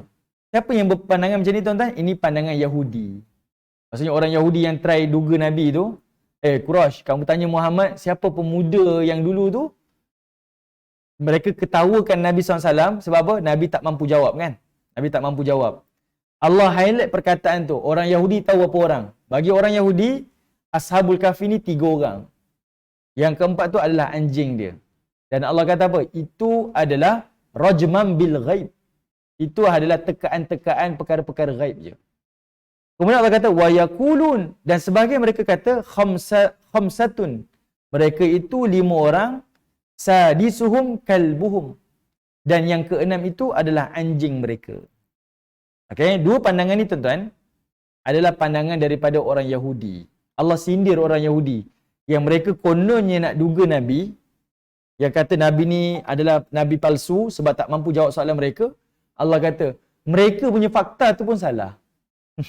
Mereka punya fakta tu pun salah. Allah kata, rajmam bil ghaib. Kalimah rajmam tu, kalimah rejam tu maksudnya apa? Dia duduk tikam. Dia tikam tanpa pengetahuan. Dia main try and error je. Hanya mewarisi fakta tu daripada orang-orang dulu tanpa ada hujah. Kerana benda ni adalah perkara yang ghaib. Perkara-perkara yang ghaib memerlukan kepada nas. Okey? Wa yaqulun, dan Allah kata ada orang yang kata sab'atun wa thaminuhum kalbuhum. Mereka itu 7 orang dan yang ke-8 itu adalah anjing mereka.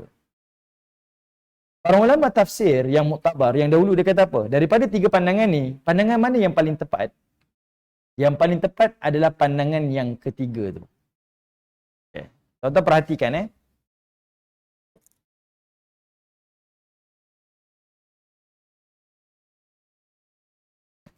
Allah sebut ada 3 pandangan tentang Ashabul Kahfi ni, bilangan dia. Pandangan pertama kata 3 orang. Seekor anjing. Pandangan yang kedua dia kata 5 orang kan. Khamsatun wasadisuhum, yang seekor lagi tu anjing. Pandangan ni adalah datang daripada orang Yahudi. Dan Allah bakulkan pandangan ni, Allah kata apa? Rajmam bil ghaib. Mereka ni tikam. Mereka ni merejam. Maknanya pandangan tu main petik je. Maksudnya menduga-duga saja benda-benda ghaib. Salah lah. Allah nak kata pandangan ni salah. Kenapa Allah highlight ni? Sebab orang Yahudi kan ketawa Nabi. Orang Quraisy pun ketahukan Nabi. Kamu tolak kebenaran Muhammad sebab Nabi tak mampu jawab. Sebab tak turun wahyu kan? Allah kata apa? Yang duk kata benda tu pun dia pun tak tahu. Yang kata Allah, ini adalah perkara yang salah. Yahudi ni. Yang kemudian Allah kata apa? Wa yaqulun sab'atun. Mereka tu adalah 7 orang. Wa thaminuhum kalbuhum kan? Ada seekor anjing. Yang ke-8 tu adalah anjing mereka. Orang ulama tafsir kata apa? Allah memisahkan dengan perkataan rajman ni sebab Allah nak kata 2 pandangan ni salah. Tapi ini pandangan yang sahih. Okay? Jadi mereka tu adalah 7 orang dan seekor anjing. Okay, sebab itu Allah pisahkan. Allah tak kata apa? Salathatun rabi'ahum kalbuhum wa yaquluna khamsatun sadisum kalbuhum wa yaqulun. Tak. Allah tak sambung tu. Allah pisahkan dengan perkataan rajmam bil ghaib. Sebab Allah nak beritahu dua pandangan yang sebelum tu semuanya ini salah. Mereka hanya menikam saja perkara-perkara ghaib. Kemudian Allah kata apa? Qur rabbi, katakanlah Rabbi, Tuhan aku itu a'lamu. Dia maha mengetahui bi'iddatihim, tentang bilangan-bilangan mereka, ma ya'lamuhum, dan tidak ada antara mereka yang tahu illa qalil, kecuali golongan yang sedikit. Okay? Maksudnya Allah Ta'ala meletakkan perkara-perkara ni biar serahkan kepada Allah Ta'ala. Baik, tuan-tuan perhatikan. Ada perkataan qalil kat situ. Semua orang tak tahu kata Allah. Allah yang maha mengetahui, melainkan orang yang sedikit. Siapa yang sedikit tu tuan-tuan? Siapa qalil tu? Qalil tu adalah merujuk kepada raja yang pergi jumpa 7 pemuda ni. Okey, raja yang pergi jumpa pemuda ni. Betul tak? Kan raja tadi jumpa kan? Jadi siapa qalil tu? Raja tu. Sebab raja tu sendiri dah masuk gua, dah jumpa dengan pemuda-pemuda tu. Dan qalil dekat sini juga adalah merujuk kepada Nabi SAW kerana diberikan pengetahuan oleh Allah. Yang lain-lain tu Allah kata apa? Ni semua menduga-duga je. Okay. Dan tuan-tuan boleh tengok ayat ni juga merujuk kepada kita. Tuan-tuan boleh search lah. Cerita The Seven Sleepers ni sebenarnya kita yang tak rasa benda tu besar. Tapi agama-agama yang lain duk bincang sampai ke sudah. Bahkan mereka ada bincang. Selain daripada 7 orang ni, ada juga daripada agama ni pernah ditidurkan 56 tahun, ditidurkan 60 tahun. Dia duduk bincang benda tu. Tuan-tuan boleh tengok dalam website di Google. Cerita ni tak berhenti sebenarnya. Orang duduk bincang-bincang. Sebab itu Allah sambung ayat lepas tu. Fala tumari fihim. Jangan kamu tumari fihim. Jangan bertengkar. Jangan join. Allah pesan pada orang mukmin ni. Mula-mula Allah pesan pada Nabi tapi Allah pesan juga pada kita. Jangan bertengkar. Benda-benda tu tak payah bertengkar, tak payah bincang. Orang nak dakwa-dakwi, dia kata kami punya pemimpin tidur berapa ratus tahun, peduli kan? Benda tu bukan benda gaib pun. Benda bukan benda yang tu. Itu bandingan kuasa Allah benda kecil je. Okay? Illa kecuali mira'an zahiran. Melainkan perkara yang jelas.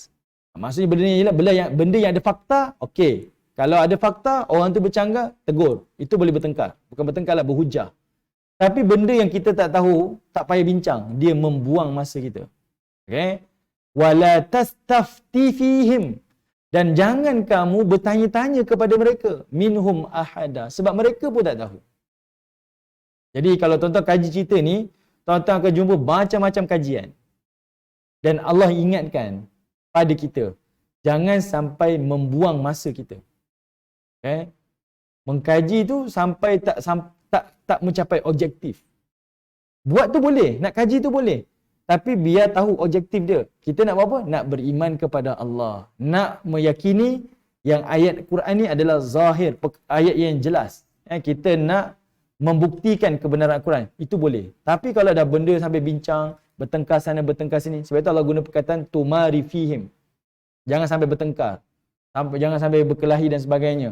Dan jangan tanya. Mereka tidak tahu pun perkara-perkara tersebut. Mereka hanya mendakwa sahaja. Sebab saya bila baca tuan-tuan, sangat banyak dakwaan-dakwaan. Saya rasa, benda ni bukan berhenti dekat situ je. Rupanya ada juga orang yang mendakwa, ditidurkan. Sebab itu, sampai 30 tempat yang dikatakan tempat Ashabul Kahfi ni. Sampai Sepanyol pun ya. Saya rasa, patutlah dipesan-pesan seperti itu. Tapi bila kita membaca macam ni, khususnya dalam kisah para Nabi ni, kita akan jumpa benda yang seronok lah. Macam baru ni saya baca. Kebetulan saya baca Bible. Saya baca, ada kisah Nabi Musa ni, dia freeze-kan masa.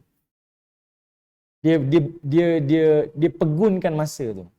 Masa tu diberhentikan. Waktu petang diberhentikan. Dalam Quran saya tak pasti, saya nak semak balik. Ini antara yang benda tengah seronok saya nak tengah baca lah. Tapi dalam Bible sebut, Nabi Musa berhentikan. Dia minta keturunan Bani Israel ni cross sungai Jordan tu masuk ke Palestin dan dia tak pindah. Nabi Musa tak sihat masa tu. Dia sakit, dia berhenti. Ini bukan tafsir tuan-tuan di Bible. Okey, dan dia freeze kan. Dia bagi laluan masuk dulu. Kemudian dalam tempoh sejam tak silap saya. Yang faktor tu sejam barulah dikeluarkanlah. Barulah beredar macam sedia kala. Ini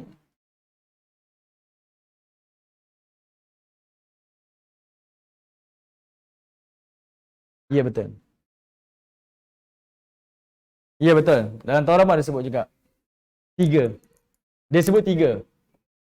3 atau 5. Sebab tu yang 2 tadi tu Allah Ta'ala highlight tu. Sebab Allah kata saya kulun. Generasi depan mereka tu siapa? Bani Israel. Yang duk gelakkan Nabi tu macam nak teka-teki dengan Nabi sampai tolak Nabinya kerasulan. Allah kata mereka tu rajman bil ghaib. Angka yang mereka sebut tu salah. Kamu nak kata Muhammad salah, kamu yang bawa cerita ni, yang berpegang dengan 3 orang atau 5 orang, kamu pun salah. Yang betul Allah bawa datang yang tu. 7 tu. Itu yang disebutkan dalam tafsir lah. Boleh faham? Okey, baik. Kemudian tuan-tuan, jadi benda ni Allah dah highlight lah. Tak payah sampai bertengkar. Tak perlu sampai kita mengkaji terlalu dalam. Sekadar untuk capai objektif, ya. Untuk beriman kepada Allah. Tapi kalau dah sampai berlebih-lebih, tidak diperlukan. Kemudian Allah kata apa? Wala taqulanna li syai'. Yang inilah yang Allah sebut pada Nabi tu. Yang mana Nabi tak menggunakan perkataan insya-Allah. Wala taqulanna li syai'in inni fa'ilun dzalikan ghada. Dan jangan sekali-kali kamu berkata tentang sesuatu hal bahawa aku akan buat esok. Sebab bila ditanyakan oleh Uqbah bin Abi Mu'id dan juga An-Nadhr bin Al-Haris ni, dua pemuda Yahudi Quraisy ni tanya pada Nabi, Muhammad cerita tentang roh, Muhammad cerita tentang pemuda, Muhammad cerita tentang pemimpin timur dan barat ni. Nabi kata apa? Esok aku jawab. Ini asbabun nuzul surah Al-Kahfi ni. Kata esok aku jawab. Illa Allah kata, jangan kamu jawab macam tu. Jangan kata esok. Illa kecuali ayyasha Allah. Melainkan kamu kena sebut insya-Allah. Nabi terlupa sebut insya-Allah itu. Patutnya Nabi kena sebut insya-Allah esok saya cerita. Tapi sebab Nabi tak sebut insya-Allah tu, maka menyebabkan wahyu tak turun selama 15 hari. Soalan tu tergantung. Nabi tak jawab. Dan orang Quraisy ketawakan Nabi lah. Orang Quraisy ni ketawakan Nabi, kata Nabi ni pembohong. Nabi bukan Rasul. Dia tak mampu jawab pun. Dia kata esok. Sekarang dah 15 hari dah. Okay? Yang itu Allah Ta'ala highlightkan.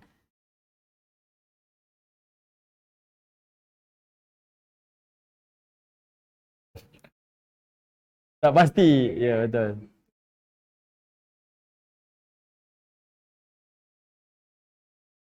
Ya.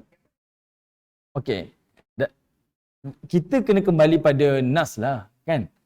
Perkataan insya-Allah ni perkataan yang kita akan buat, bukan kita ada i'tiqad saya tak buat nanya. Kan? Saya takkan tunaikan janji. Tapi dalam yang sebenarnya dalam hadis-hadis Nabi pun, bila sebut insya-Allah ni kita memang berazam nak buat. Melainkan Allah tak izinkan terjadi je. Itu maksud insya-Allah. Bila orang kata kita jumpa kita kata insya-Allah. Azam saya memang saya pergi.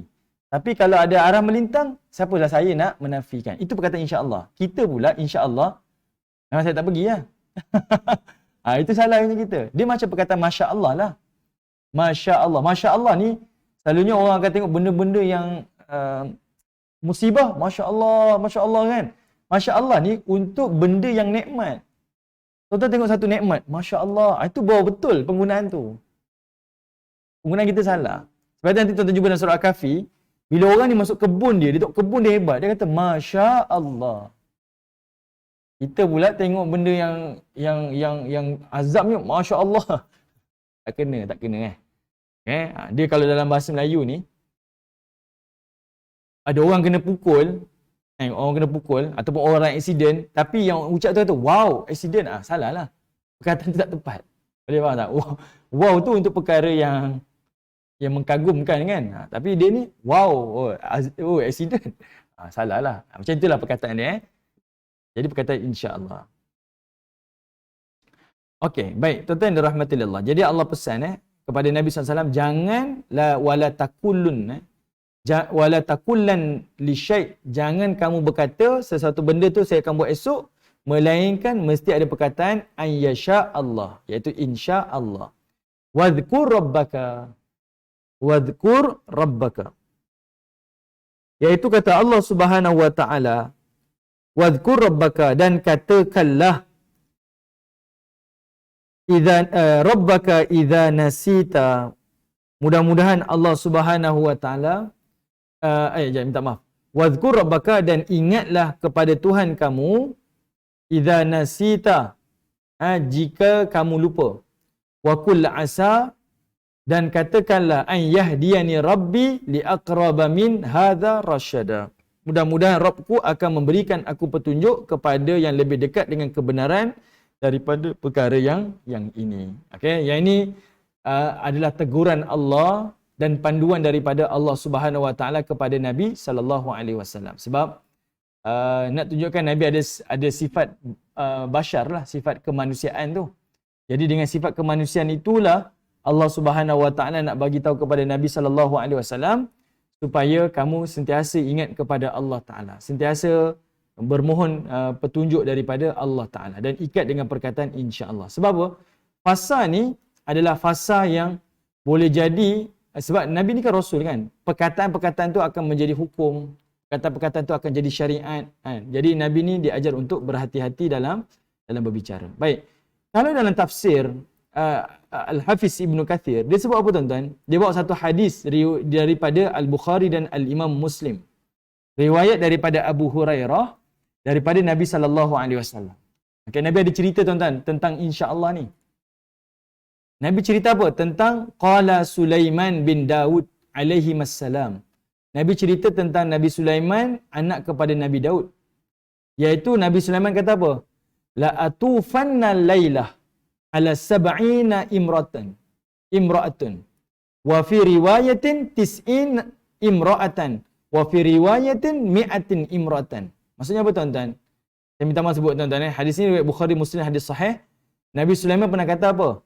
Malam ini aku akan tawaf, okay, dengan 70 isteriku. Ada riwayat kata apa? Akan bersama dengan 90 isteriku. Ataupun ada riwayat kata apa? Dengan 100 orang isteriku. Ini kekuatan yang Allah berikan kepada Nabi Sulaiman. Talidu kullu imra'atin minhunna ghulaman yuqatilu fi sabilillah faqilalah. Okey. Baik, kemudian kata Nabi Sulaiman apa? Setiap yang aku tiduri malam ni, isteri aku pasti akan melahirkan seorang anak, dia kata. Okay? Nabi Sulaiman akan tiduri isterinya, ada kata 70 orang, ada kata 90 orang, ada kata 100 orang.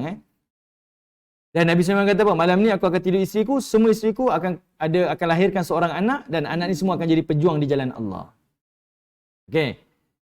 Qala lahul malak qul insya Allah falam yakul fatafa bihinna falam yalid minhunna illa imra'atan wahidah nisfa insan.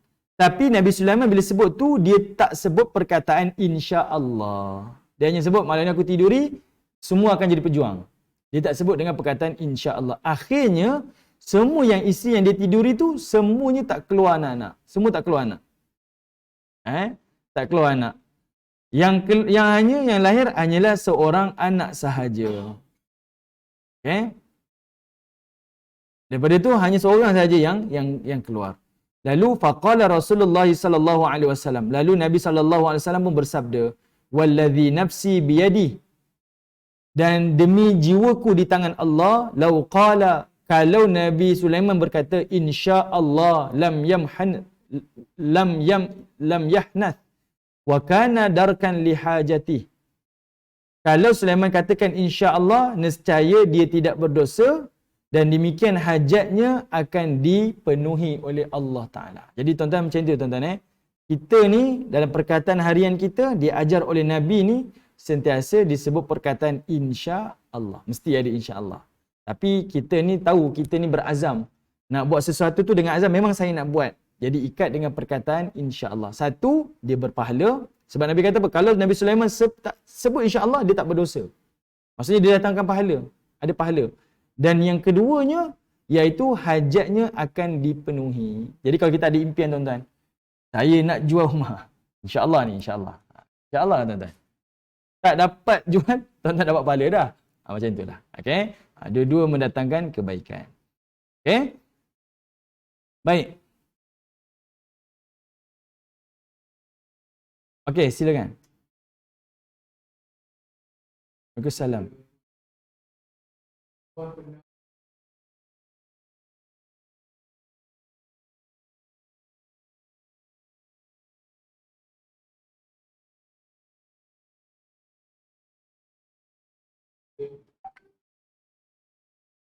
Okey.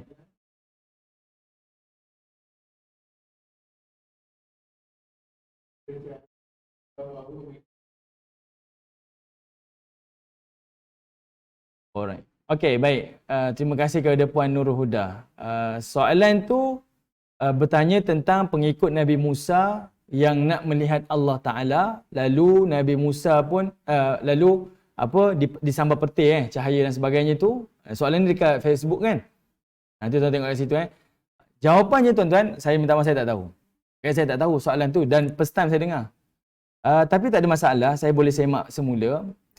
Dan kalau ada rujukan, ada ayat Quran ataupun hadis, kalau boleh berikan pada saya untuk saya buat semakan. Okey, saya tak tahu. Okey, bagi saya masalah untuk saya jawab. Kalau saya tahu saya jawablah, kalau tak tahu saya tak tahu Okey. Baik. Tapi saya rasa macam first time dengar, tak pernah dengar pun. Saya tak pernah dengar. Saya tak pernah dengar benda tu. Nanti Puan Nurul Huda bagi rujukan ataupun bagi kitab yang Puan rujuk tu, nanti saya akan cuba tengoklah. Okey. Okey. Baik, kemudian ayat 25.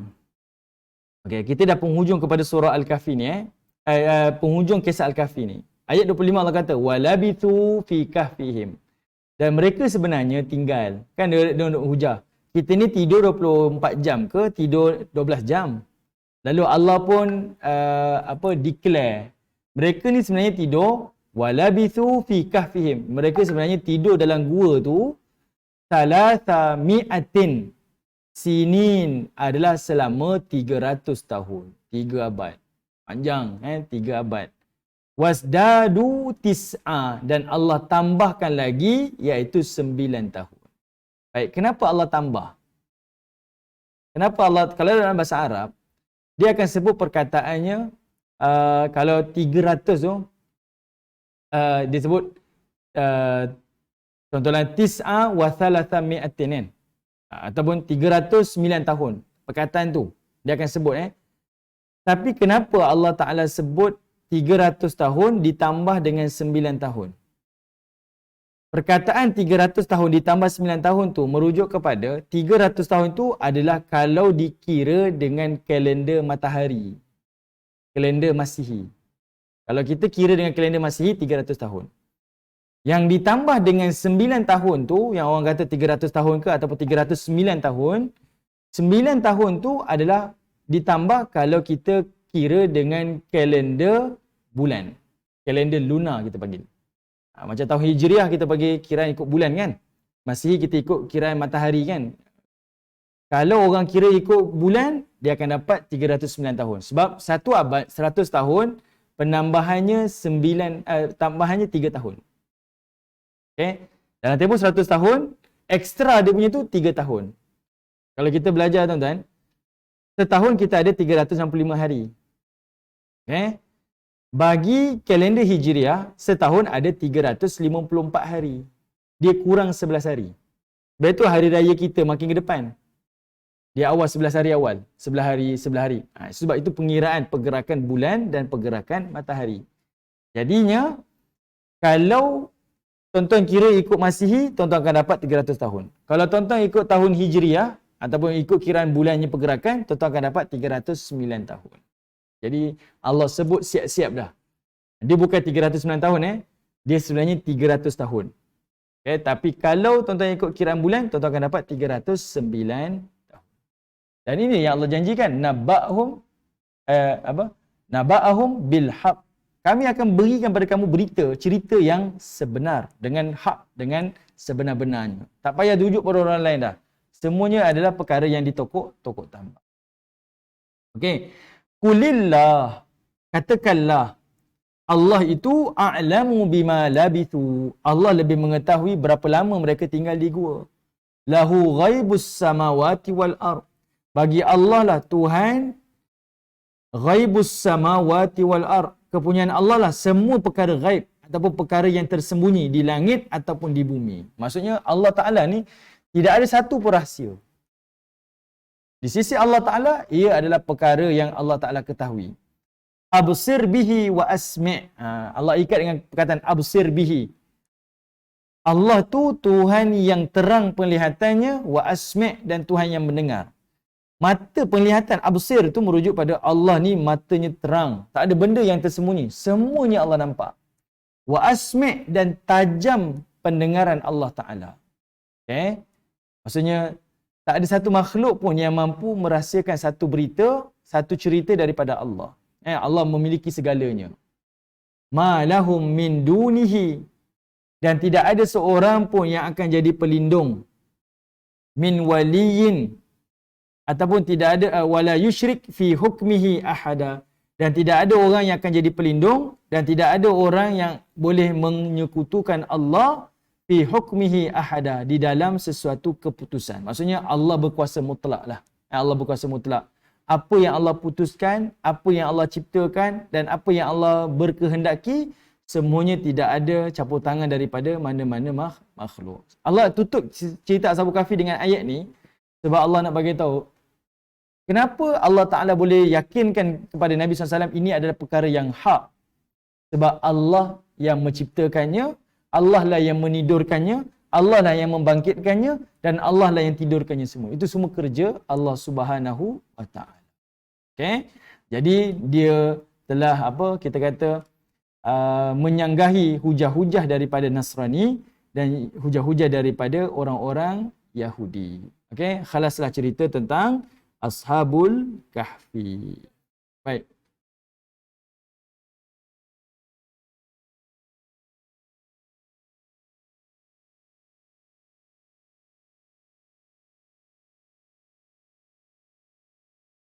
Surah Al-Baqarah 55-56. Okey. Saya tengok Al-Baqarah 55-56. Kemudian dia kata apa lagi? Dia suruh saya refer sini.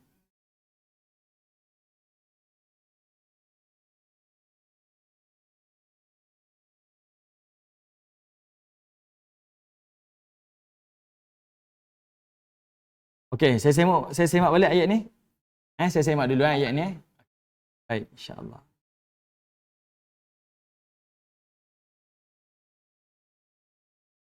Okey. Ada ujian. Okey, baik-baik. Nanti saya semak balik. Baik, insya-Allah. Terima kasih kepada tuan-tuan yang dirahmati oleh Allah yang hadir dan terima kasih juga yang menonton secara live. Mudah-mudahan perkongsian ini menjadikan kekuatan keimanan kita pada Allah.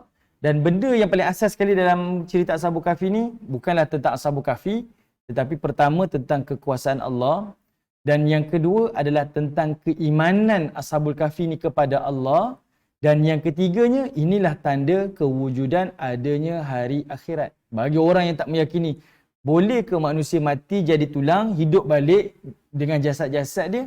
Allah mendatangkan bukti di atas alam ni. Dah pernah berlaku dah.